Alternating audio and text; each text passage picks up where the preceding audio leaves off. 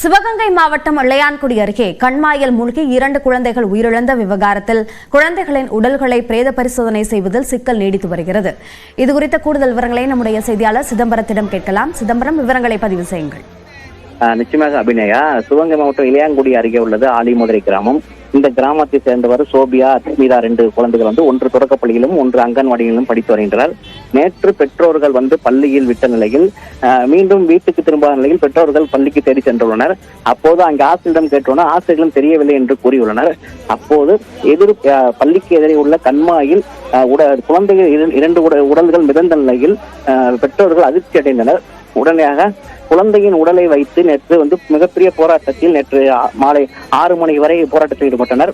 அதிகாரிகள் பல்வேறு கட்டத்தில் பேச்சுவார்த்தையில் ஈடுபட்டனர். இறுதியாக தமிழக முதலமைச்சர் 3 லட்சம் ரூபாய் நிவாரண நிதி வழங்கியுள்ளார். இதனிடையே உடற்கூறு ஆய்வுக்காக இன்று காலை இளையான்குடி அரசு மருத்துவமனைக்கு கொண்டு வந்தனர். இதுவரை உடல் பரிசோதனை செய்வதில் சிக்கல் ஏற்பட்டு வருகிறது.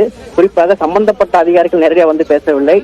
கோரிக்கைகள் என்னவென்றால் 25 லட்சம் ரூபாய் நிதி ஒவ்வொரு குடும்பத்துக்கும் வேண்டும், அரசு வேலை வேண்டும் என்று பல்வேறு கோரிக்கைகளை வைத்துவிட்டனர். ஆனால் அதிகாரிகள் சம்பவ இடத்துக்கு வராததால் தற்போது உடல் பரிசோதனையில் சிக்கல் ஏற்பட்டு வருகிறது. விவரங்களுக்கு நன்றி சிதம்பரம்.